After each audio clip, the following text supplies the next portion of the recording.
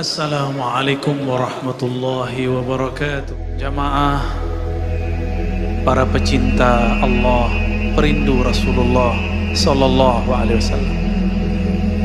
Meskipun dari tadi kita sudah baca salawat kepada baginda Rasul Sallallahu Alaihi Wasallam, kita juga sedang dengarkan ayat tentang hakikat Rasulullah Sallallahu Alaihi Wasallam.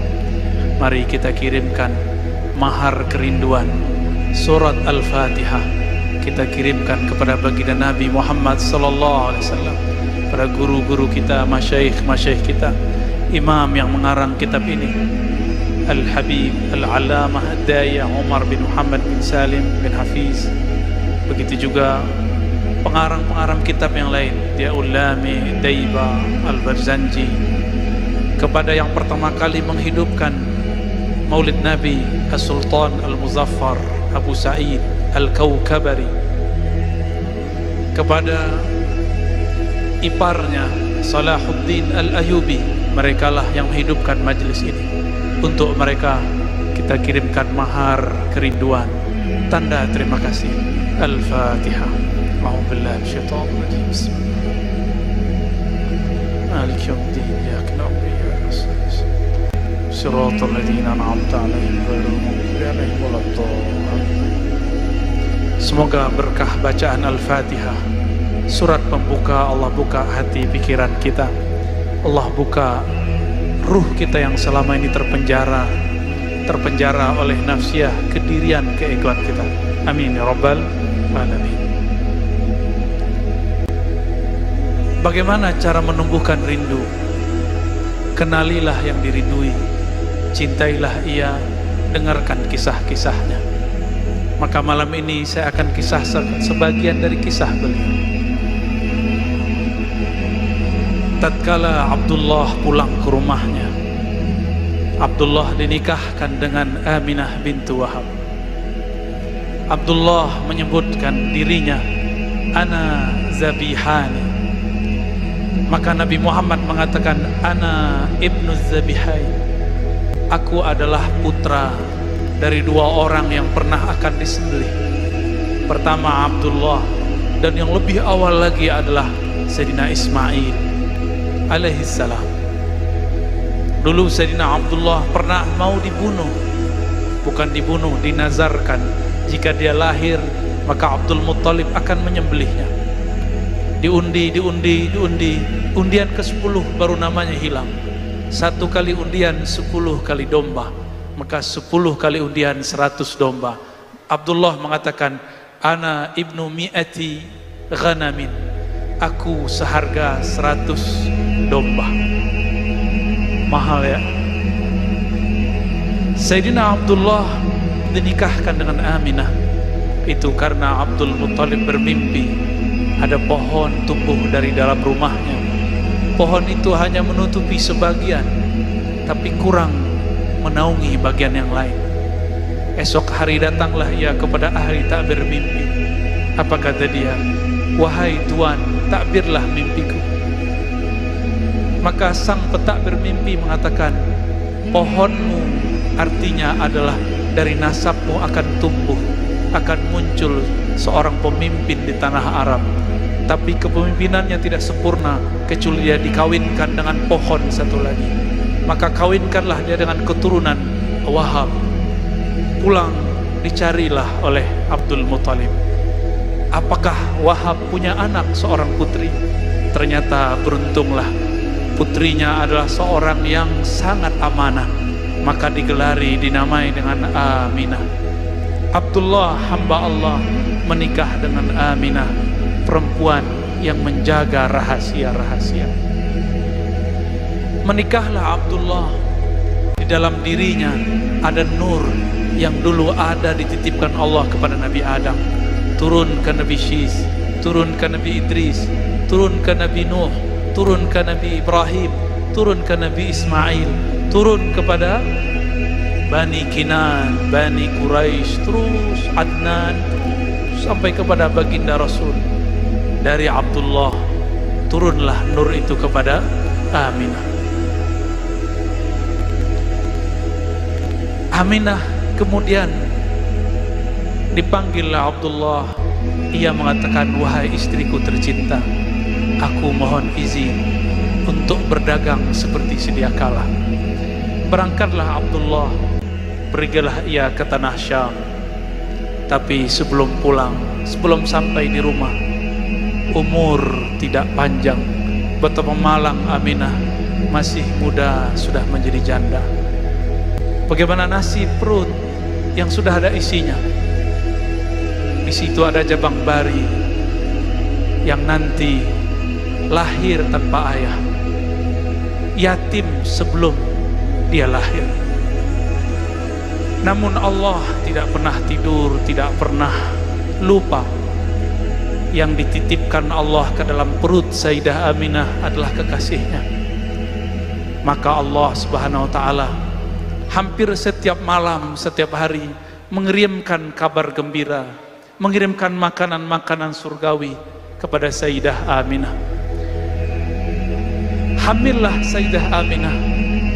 Pada minggu-minggu pertama ia hamil, datanglah Sayyidina Jibril menyeru dari langit, ya Aminah, yang engkau kandung adalah Sayyidul Alamin, yang engkau kandung adalah penghulu alam semesta. Meskipun engkau menjadi janda, tapi Allah Subhanahu wa ta'ala akan menjagamu, karena yang di dalammu adalah kekasihnya. Esok hari datang lagi Mikail, esok besoknya lagi datang lagi Adam. Datanglah nabi-nabi yang utama, sampai nabi-nabi yang tidak disebutkan namanya. Mereka semua mengatakan, wahai Aminah, janganlah bersedih, yang engkau kandung adalah kekasih pemilik alam semesta. Maka Aminah tidak pernah merasa kesepian, meskipun suaminya tidak pernah pulang kecuali hanya namanya. Bayangkan jika ada di antara saudari-saudariku baru menikah, baru hamil, suaminya wafat. Malangnya nasib. Tapi Allah tidak pernah tidur. Allah hiburlah ibunda Rasulullah sallallahu alaihi wasallam.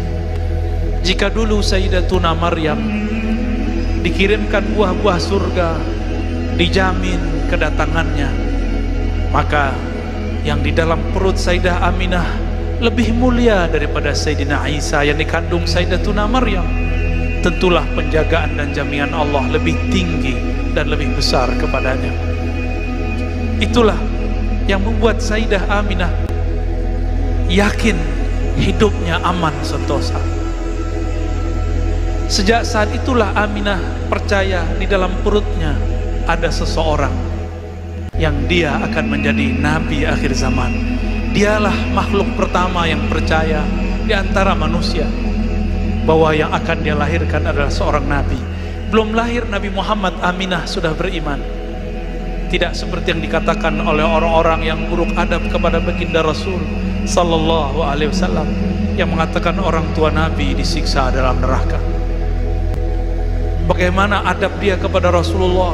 Bagaimana dia nanti kalau ketemu Rasulullah, dia menyakiti Rasulullah dan mengatakan, hei Rasul, orang tua masuk neraka.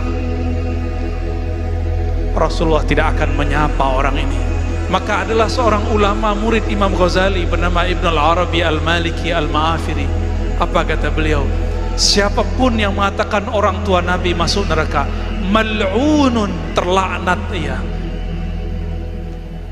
Maka kita tidak akan berkata seperti kata-kata pelaknat. Berkembanglah janin, tapi Sayyidatuna Aminah tidak merasa beban di perutnya, karena beban itu telah ditanggung oleh Allah. Justru dia merasa hidupnya tambah terang, pikirannya tambah cerah. Bayangkan, siapakah di antara Ustadz, Kiai, Habib yang bermimpi ketemu Jibril? Adakah kita yang sudah baca kitab yang hafiz Quran bermimpi Mikail? Adakah di antara kita ketemu para nabi dalam tidur-tidurnya? Adakah di antara kita yang dihibur oleh malaikat-malaikat ketika dia bermenung? Tidak ada. Orang yang dianggap wali, dianggap habib sekalipun belum tentu mendapatkan kemuliaan ini.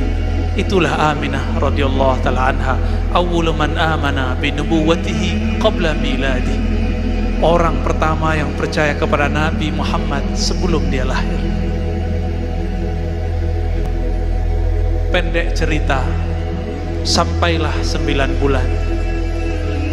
Allah pun menghadirkan 2 ruh mulia, Sayyidatuna Asiyah yang dulu pernah beriman di bawah kezaliman Fir'aun, dan yang kedua Maryam yang dulu pernah dikucilkan oleh orang-orang sukunya Alu Imran. Mereka datang, ruhnya datang menyambut baginda Nabi Muhammad sallallahu alaihi wasallam. Apa kata Sayyidatuna Aminah? Ketika aku melahirkan Muhammad, ra'aitu nura, aku melihat cahaya. Cahaya itu meliputi langit, meliputi bumi. Cahayanya membuat bergetar kekaisaran Romawi, membuat padam tuhan-tuhan Majusi, membuat roboh runtuh berhala-berhala Makkah. Cahaya di atas cahaya, bahkan matahari pun bergetar. Lahir sumber dari cahayanya baginda Nabi Muhammad sallallahu alaihi wasallam. Rembulan pun girang menangis, dia bergetar. Maka sang rembulan mengatakan, namaku Al-Badar adalah meminjam namanya. Maka hari mengatakan, aku matahari pelita, itu adalah nama Muhammad sallallahu alaihi wasallam. Jika bulan mengatakan, aku pantulan matahari, matahari mengatakan, sumberku dari nur Muhammad sallallahu alaihi wasallam. Dialah Asy-Syams, dialah Al-Badr, Tola'al Badru alaina. Itulah yang kita baca dalam syair-syair. Tola'al Badru alaina, anta syamsun, anta badrun. Engkaulah syams. Syamsun artinya pelita, matahari yang sebenarnya. Dialah sebenarnya Al-Badr, bulan purnama. Baginda Rasul lahir. Kemudian setelah 2 ruh suci ini kembali, diambillah oleh Suwaibah Al-Aslamiyah, budak daripada Abu Lahab, paman Rasulullah sallallahu alaihi wasallam.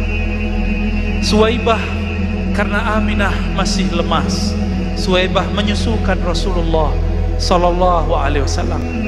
Suwaibah karena menyusukan Nabi, dia seorang budak, dia taruhlah anak itu. Aminah sadar, maka disusui oleh ibunya. Suwaibah pun pulang ke rumah tuannya Abu Lahab, mengabarkan, wahai tuan, keponakanmu, anak dari Abdullah telah lahir, Muhammad namanya. Abu Lahab merinding. Itu hari Isnin, hari Senin, hari yang tadi. Abu Lahab kemudian mengatakan, wahai Suwaibah, saksikanlah bahwa engkau merdeka hari ini. Kenapa ia dimerdekakan? Karena dia menyusui Nabi Muhammad sallallahu alaihi wasallam. Siapapun yang bersentuhan dengan Rasulullah, dengan zat Nabi Muhammad sallallahu alaihi wasallam, maka dia mulia.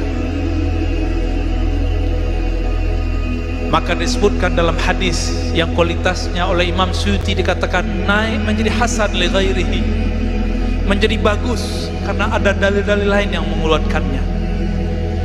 Ketika Abu Lahab mati, setiap hari Senin di alam barzakh, khaffafallahu anhu. Tersebutlah dalam kitab Yaul Lami. Kalau di kitab ini halaman 34, annal azaba mukhaffafun fi kulli isnain li farhatihi biman wafana.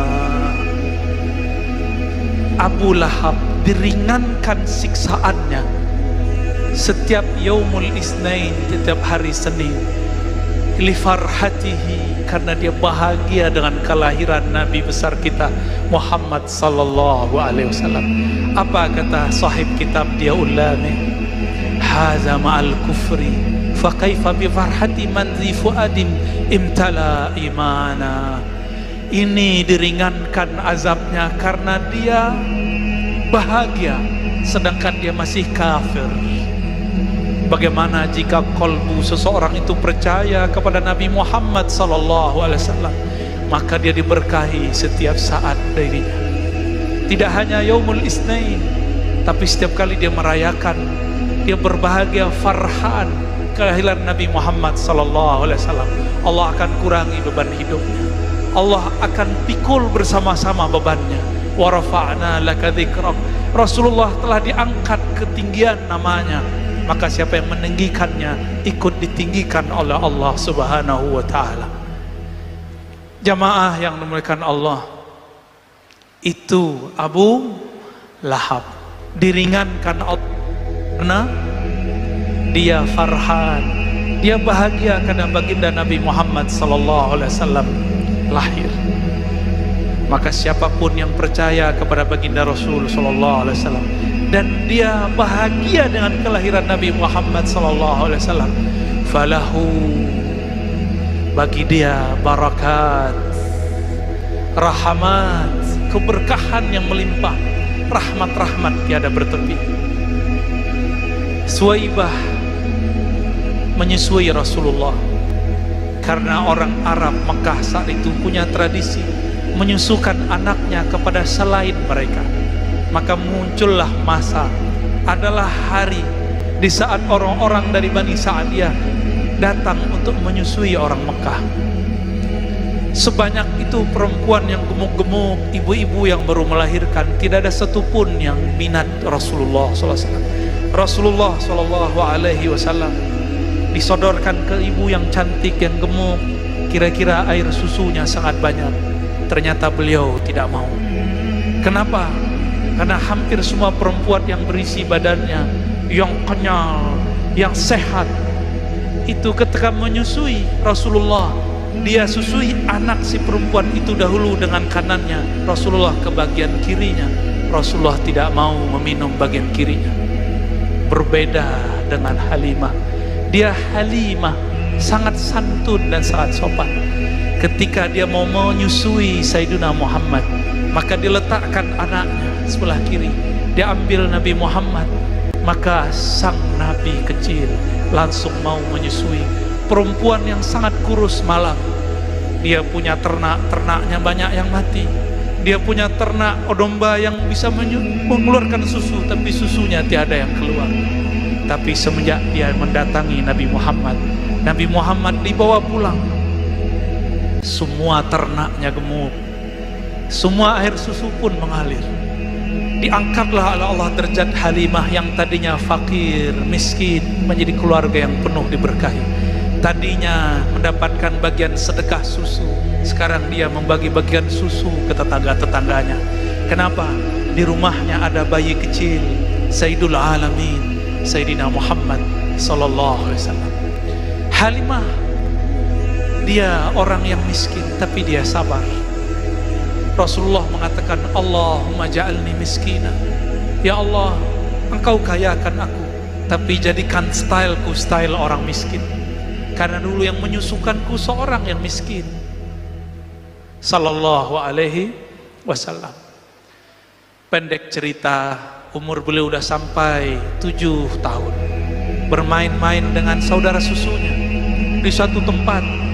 Beliau badannya biasa, badannya kecil, naik keledai bersama dengan saudaranya, anak Halimah Sa'diyah. Betapa lucunya Sayyidina Muhammad berdua dengan saudara susunya di atas keledai. Keledai itu lebih rendah daripada onta, lebih rendah juga daripada kuda, tapi juga lebih besar daripada bighal. Sedang sekali jika ada orang berjalan di atasnya, lucu, sangat menarik sekali. Sampai di tengah jalan, apa kata Sayyidina Muhammad kecil? Wahai saudara susuku, aku kehausan, aku pengen makan dan minum. Jika engkau berkenan, jemputlah ke rumah ibu, aku sungkan kepada ibu. Maka pulanglah dia. Tapi ketika dia pulang, balik lagi. Ketika dia balik, dia melihat Nabi Muhammad SAW sedang dibelah dadanya oleh dua sosok bersayap, sangat besar, tapi wajahnya sangat indah. Kemudian si anak ini lari kepada ibunya.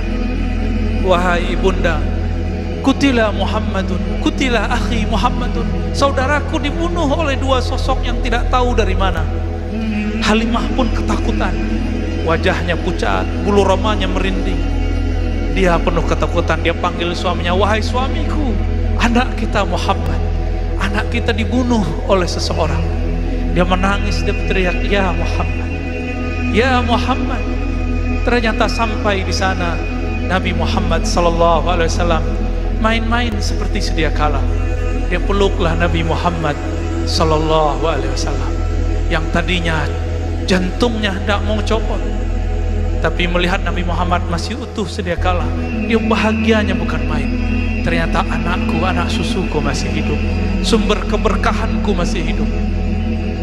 Walhasil Sayyidatuna Halimah mengatakan kepada suaminya, wahai suamiku, anak kita bukan anak biasa. Dia dicari bukan hanya oleh orang di bumi, tapi seperti yang dikatakan Muhammad ketika kita tanya, ya Muhammad, siapakah dua makhluk itu yang diceritakan saudara susumu? Beliau mengatakan, aku melihatnya turun dari langit.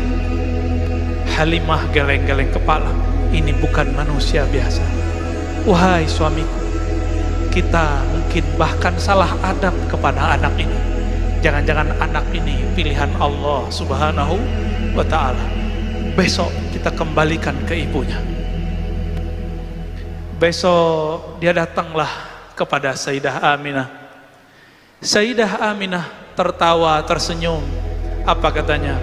Wahai Halimah, engkau baru tahu, sedangkan aku sudah tahu sebelum dia lahir.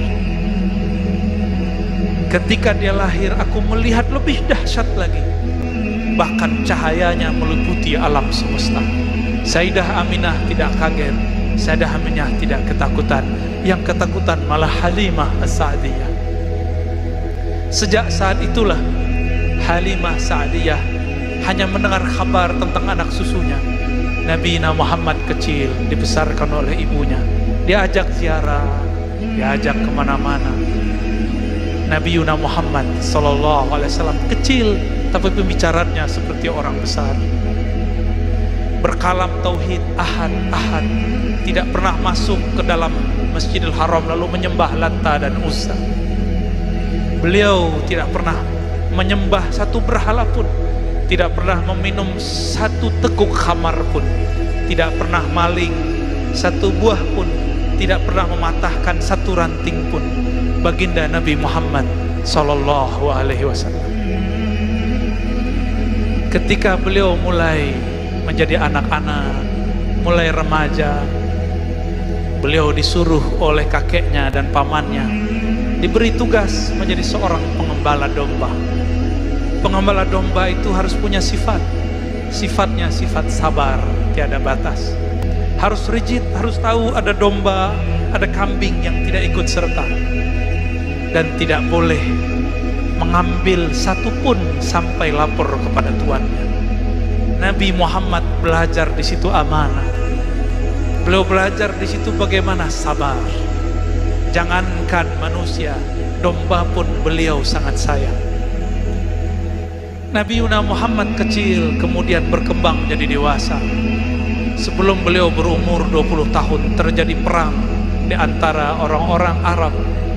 Nabi pun ikut berperang.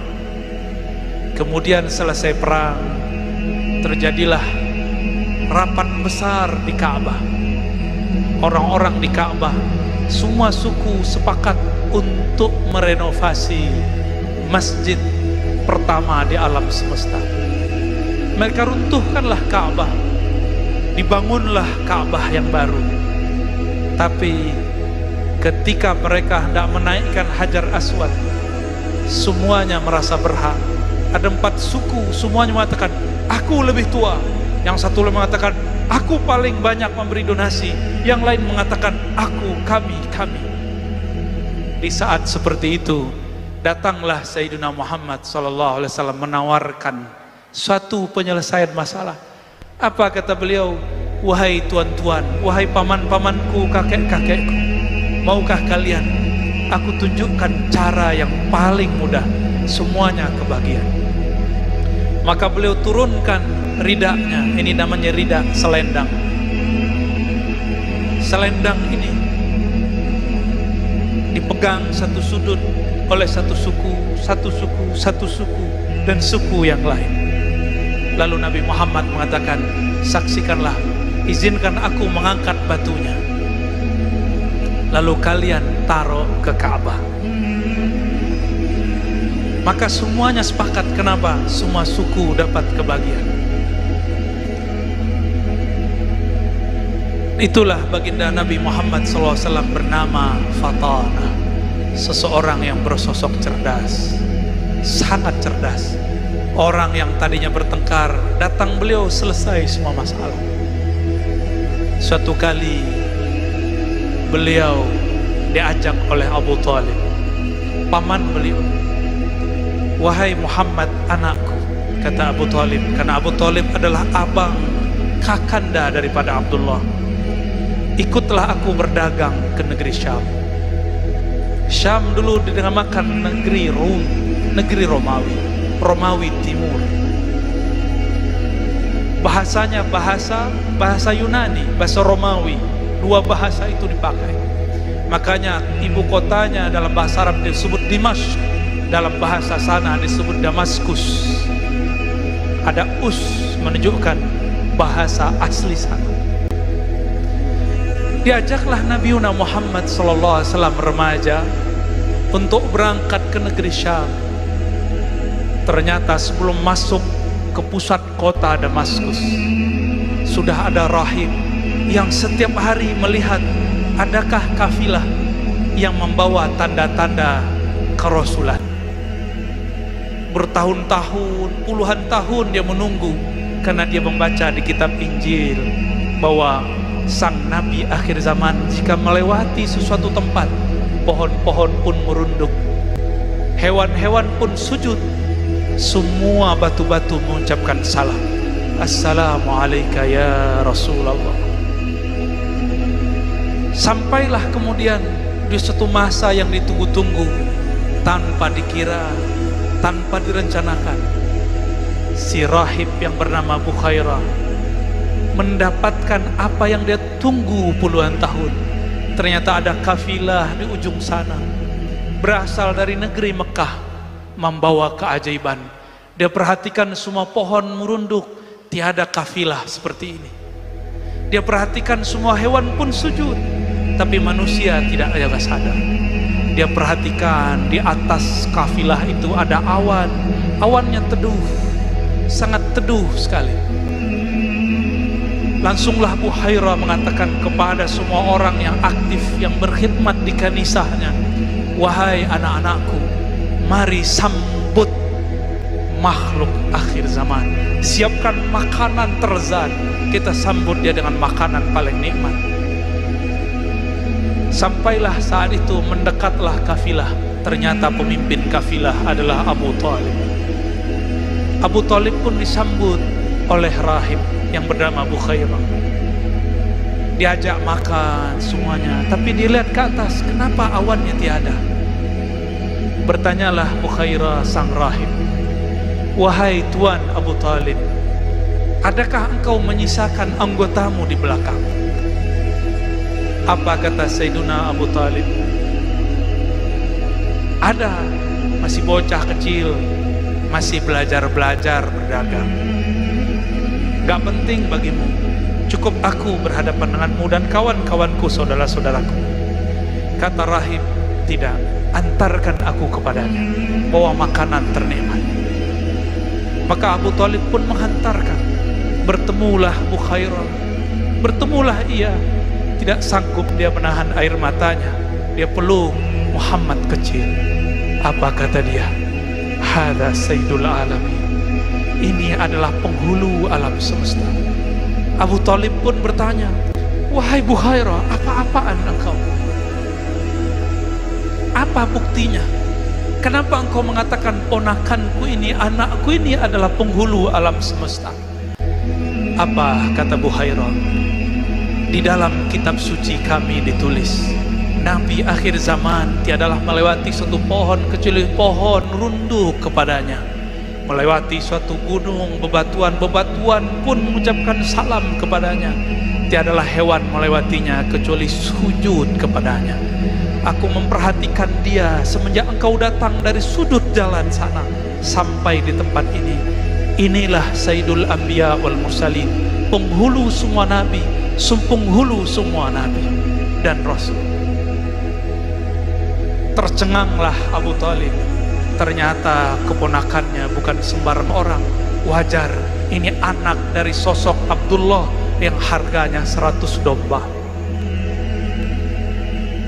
Akhirnya Bukhairah mensabdakan kalamnya. Apa katanya? Wahai Abu Talib, tolong dengarkan kata-kataku.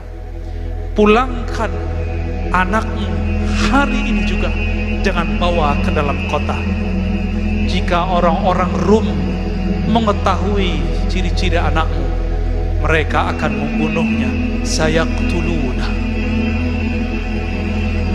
Dalam riwayat yang tidak disebutkan, terjadilah dialog panjang Bukhairah dengan sang Nabi. Karena sang Nabi tidak pernah syirik, sang Nabi selalu berkalam-kalam tauhid. Disitulah sempurnanya tauhid Bukhairah. Disitulah dia sudah percaya kepada Nabi Muhammad sebelum beliau mendakwahkan kenabiannya. Itulah kesempurnaan Bukhairah. Dia mendapatkan dua keutamaan: iman ke Nabi Isa, iman ke Nabi Musa. Dia juga iman kepada Nabi akhir zaman. Setelah itu tidak disebutkan lagi kabar. Dikirimlah seseorang untuk mengantarkan Nabi Muhammad pulang. Nabi Muhammad pun kembali menjadi pengembala domba. Bukhairah tidak dikabarkan kecuali dia wafat. Sempurna imannya. Dia berdoa, ya Rabb, hajatku telah sampai. Aku telah bertemu sang Nabi akhir zaman. Jemputlah aku, meninggallah ia. Ditutuplah kanisahnya.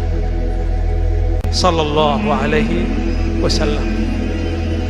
Itulah Nabiuna Muhammad sallallahu alaihi wasallam. Ia jika ditemui oleh bebatuan, batu mengucapkan salam kepadanya. Salam itulah yang antum baca tadi. Ya Nabi, salam alaik. Salam itu dimasukkan ke dalam kitab yang berisikan madaih, maulid. Itulah yang kita baca.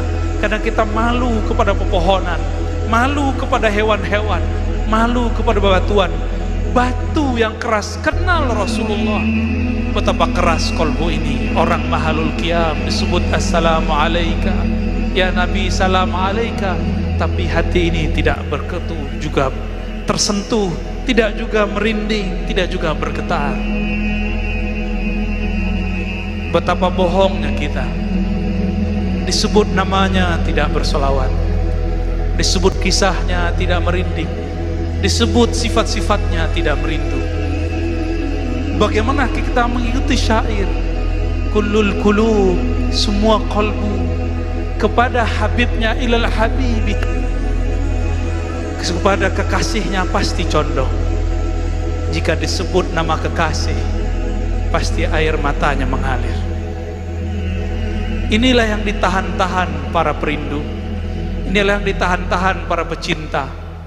Jika kolbunya kuat, dia bisa menahan tangisnya kepada baginda Nabi Muhammad sallallahu alaihi wasallam. Pendek cerita, Nabi Muhammad pun kemudian melakoni menjadi manusia biasa. Abu Talib pun menjaga secret rahasia itu, sehingga banyak yang tidak tahu bahwa Abu Talib termasuk orang nomor 2 yang percaya kepada Nabi Muhammad SAW. Mungkin nomor 3 setelah Bukhairah. Tapi kadang-kadang kita menggunakan beberapa riwayat yang lain bahwa Abu Talib dikatakan tidak beriman. Saya meyakini Abu Talib adalah orang nomor 3 atau nomor 2 yang beriman setelah Sayyidah Aminah, Bukhairah, lalu Abu Talib. Apakah kurang perjuangan Abu Talib ketika orang-orang Quraisy yang kafir ingin membunuh Nabi Muhammad? Beliaulah yang menjaga. Apa perjuangan antum kepada Rasulullah sehingga berani mengatakan Abu Talib kafir? Adakah yang menjaga Rasulullah SAW seperti Abu Talib? Adakah yang berkorban hidup matinya untuk Rasulullah seperti Abu Talib? Maka beradablah kepada Rasulullah. Hentikan kata-kata Abu Talib finnar, kata-kata Abdullah finnar, kata-kata Aminah finnar. Itu kata-kata yang membuat Nabimu sedih, kata-kata yang membuat Nabi Muhammad tidak suka. Satu kali Zainab binti Abi Lahab datang kepada Rasulullah menangis. Wahai pamanku Rasulullah, aku dicaci maki oleh orang-orang yang merupakan sahabatmu. Apa kata mereka? Ya binta ahlin nar, wahai anak penduduk ahli neraka Abu Lahab. Aku sedih wahai Rasulullah. Maka orang yang memanggil Zainab dengan panggilan ejekan ini disidang oleh Rasulullah. Lalu Rasulullah mengatakan, la tuhzil ahya bil amwat. Jangan kamu sakiti orang yang hidup karena perilaku orang yang mati. Betapa menyakitkan ketika ada orang yang mengatakan hari ini kedua orang tua Nabi masuk neraka. Nauzubillah summa nauzubillah. Wajar jika Ibnul Arabi mengatakan mal'un, terlaknat. Kalau terlaknat berarti 11-12 dengan syaitanir rajim. Nauzubillah min. Wajar dia kurang ajar kepada guru-guru kita, kurang ajar kepada zuriat Nabi, kurang ajar kepada ulama-ulama kita, kepada orang tua Nabi pun dia kurang ajar. Maka mari selamatkan masjid-masjid kita dari mereka. Selamatkan anak-anak kita daripada ajaran-ajaran mereka. Jangan sampai anak-anak kita, saudara kita kesusupan, kegelapan, kufriyahnya iblis. Nauzubillah min dzalik. Bapak saudara makan Allah, itulah beberapa kisah yang dapat saya bagikan tentang baginda Nabi Muhammad sallallahu alaihi wasallam. Jika diteruskan, bisa saya yang tidak kuat, bisa antum yang menjerit. Semoga cinta ini sampai kepada baginda Nabi Muhammad sallallahu alaihi wasallam. Ya Sayyidana ya Rasulullah, wahai baginda Rasulullah, kami malam ini berkumpul di masjid yang nama masjidnya pun diambil dari gelarmu, Masjid Nabawi. Izinkan kami meneguk air haudmu, air telagamu nanti, wahai Rasulullah. Wahai Rasulullah, terimalah salam dari kami, terimalah rindu dari kami, terimalah cinta dari kami. Ya Allah, kalbu ini lebih keras dari batu, kalbu ini lebih susah diatur daripada binatang, kalbu ini lebih gelap daripada semua kegelapan. Namun berkat cinta kami kepada Nabi Muhammad ya Allah, maka beri cahaya di kalbu kami ya Allah. Lembutkan hati kami yang keras ya Allah. Ya Allah, kalbu kami sangat keras ya Allah. Disebut namanya kami tidak tersentuh ya Allah. Disebut namanya kami tidak rindu ya Allah. Disebut kisah-kisahnya kami pun tidak bisa membayangkan hidup bersamanya ya Allah. Maafkan kami ya Allah. Ya Afu, ya Karim, ya Ghaffar, ya Ghafur. Bihaqqi Sayyidina Muhammad, dengan kebesaran Nabi-Mu ya Allah, jadikan kami yang hadir malam ini, yang menyaksikan maulid Nabi-Mu Muhammad sallallahu alaihi wasallam, orang yang Kau ringankan beban hidupnya, yang Kau ringankan dosa-dosanya, yang Kau ringankan azab-azabnya, yang Kau tutup semua kegelapan kami dengan cahaya-Mu.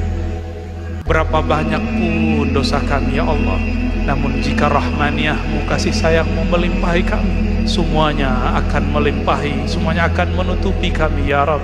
Allah masturna bisitrikal jamil. Ya Allah yang maha indah, kami ini tidak indah ya Allah. Amal kami sangat buruk ya Allah, batin kami sangat busuk ya Allah. Namun dengan keindahan keharuman-Mu ya Allah, maka harumkan kalbu kami dengan nama Nabi-Mu ya Allah. Rabbana atina fid dunya hasanah wa fil akhirati hasanah wa qina adzabannar.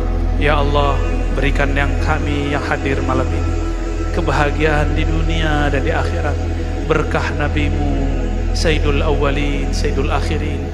Jika kami dibangkitkan nanti di padang mahsyar, izinkan kami mendapatkan tanda pengenal, cahaya yang memancar di wajah kami, cahaya bekas wudu, cahaya sujud, sehingga Nabi-Mu mengenali kami. Jangan jadikan kami orang yang mengatakan ya Rasulullah, tapi Rasulullah tidak menoleh kepada kami. Jangan jadikan kami ya Allah orang yang mengaku umat Nabi Muhammad, tapi Nabi tidak mengakui kami. Jadikan kami ya Allah tanpa mengaku pun Nabi menjemput kami. Ketika kami ditimbang, kami diberi syafaat, dibantu oleh Rasulullah. Ketika kami ditanya dalam kubur, Nabi membersamai kami. Ketika kami berjalan di sirat-Mu, kami dibimbing oleh Rasulullah. Ketika kami antri di depan pintu-pintu surga-Mu, jadikan kami mendapatkan syafaat Nabi-Mu sallallahu alaihi wasallam. Wa sallallahu ala sayyidil awwalin sayyidil akhirin sayyidina Ahmad sayyidina Muhammad wa ala alihi wal mahdi khalafati wa sallim. Walhamdulillahi rabbil alamin. Assalamualaikum warahmatullahi wabarakatuh.